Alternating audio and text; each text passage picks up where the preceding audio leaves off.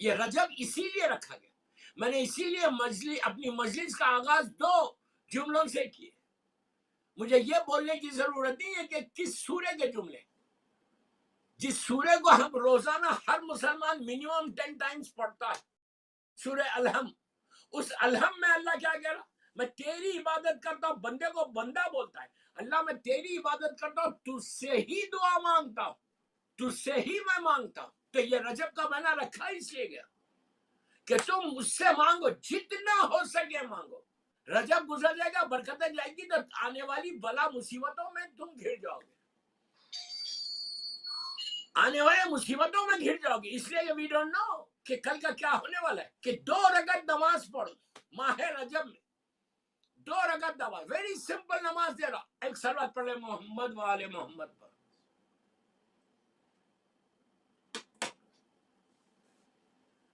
بہت سمپل نماز دے رہا. نماز مغفرت. نیت کرو کہ میں نماز مغفرت پڑھتا ہوں. سوری کی نماز، اللہ کی بارگاہ میں سوری کرنے کی نماز. جتنا تم سوری بولو گے اتنا، آپ انگلش میں بھی بول سکتے، کوئی مشکل نہیں. جتنا سوری بولو گے اتنا تمہارے لیے کافی ہے. تو کیا نماز ہے؟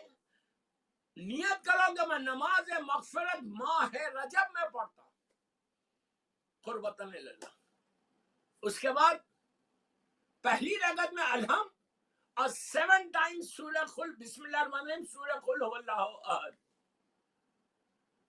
پڑھنے کے بعد بالکل پہلی رکعت ایک علم 7 مرتبہ سورہ قل، دوسری رکعت میں بھی ایک علم 7 مرتبہ سورہ قل.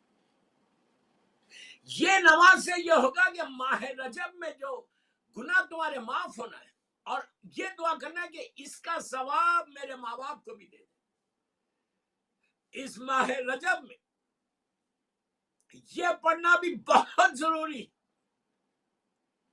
کہ رب اغفر لی ولوالدی وللمؤمنین یوم یقوم الحساب. کثرت سے پڑھو، اپنے خنوت میں پڑھو کہ پروردگار تو اس ماہ رجب میں تو رحم کر میرے ماں باپ پہ. صرف یہ نہیں کہا کہ اپنے ماں باپ کے لیے دعا کرو، فوراً کہا کہ اپنے ماں باپ کے فوراً بعد مومنین کو کہو، مومنات کو کہو کہ تو ان کے حساب میں کمی کرنا. یہ کثرت سے اپنے خنوت میں پڑھو، نارمل چلتے پھرتے پڑھو کہ رجب کی جو برکت تمہارے پاس آ رہی، جو تم زندہ ہو، تمہارے پاس جو رجب کی برکت آ رہی، اس سے زیادہ برکت تمہارے ماں باپ کو پہنچنا. اس لیے کہ تمہاری ماں، تمہارا باپ منو خاک کے نیچے، لندن کے سیمیٹریز میں بھرے ہوئے، سب اپنے اپنی جگہ پہ لیٹے ہوئے. ان کی مغفرت کے لیے، ان کے اوپر رحمت کے لیے، جیسے رجب میں رحمت تمہارے اوپر آ رہی، تم ایکسپیکٹ کر رہے کہ رجب میں رحمت آنے والی ہے، تو اسی طرح یہ رحمت ماں باپ کے اوپر بھی آ رہا، مرحومین کے لیے بھی آ رہا. تو اور اس کے لیے ایصال ثواب میں یہ بھی ہے. ایک سمپل چیز ذرا یہ ایصال ثواب کا کہ معافی، گناہ کیسے معاف ہونا. کثرت سے بولو رب اغفر لی ولوالدی وللمؤمنین یوم یقوم الحساب، کہ ان کے حساب میں آج تو رجب کا مہینہ ہے تو کمی کر دے. اس کے بعد یہ دعا کرو کہ اللہ گناہ، جب تو میرے معاف، پہلے اپنے گناہ کی بات کرنا کہ اللہ تو میرے گناہوں کو معاف کر دے. اس کے بعد فوراً بولو کہ اللہ تو میرے ماں باپ کے گناہ کو بھی معاف کر دے. اگر زندہ ہیں تو بھی بولو، مر گئے تو اور ضروری ہے ایصال ثواب کے لیے یہ بولو. اس کے بعد یہ بولو کہ یہ دعا، میں صرف آپ کو دعائیں بتا رہا، اس لیے کہ دعا اگر ہماری سمجھ میں آ جائے یا دعا قبول ہو جائے تو ہماری زندگی کا مقصد پورا ہو گیا. ہر انسان یہ چاہتا ہے کہ اس کی زبان سے جو دعا نکلے وہ قبول ہو. کوئی انسان ایسا ہے کہ جو یہ نہیں چاہتا کہ دعا قبول ہو یا نہ ہو، کیا فرق پڑتا؟ نہیں.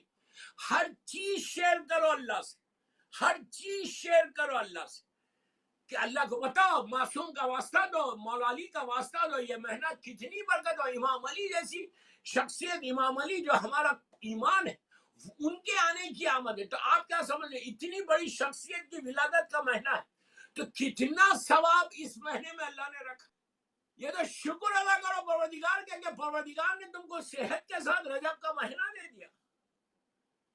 یہ جسٹ سے thank you to your Allah کہ اللہ نے اتنا بڑا کرم کیا کہ رجب ہم کو ہیلتھی مل گئے. کوئی گارنٹی ہے کہ آئندہ سال بھی رجب میں صحت کے ساتھ رہوں گا؟ اگر اس مہینے میں تم دعائیں کرتے رہو گے تو تم کو آئندہ سال بھی رجب تم کو وہی اسی طرح ملے گا جیسا اس سال ملا. آپ کے سامنے ادھر موت ادھر موت ادھر موت ادھر موت ہو رہی، ہم بچے ہوئے تو ہم شکر ادا نہیں کریں گے، ہم اس کو تھینک یو نہیں بولیں گے.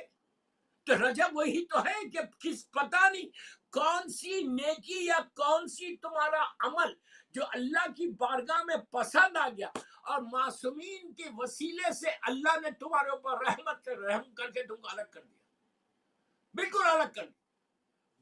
بلا آ رہی، مصیبت آ رہی، لیکن اللہ نے اس مصیبت سے تم کو بچا لیا.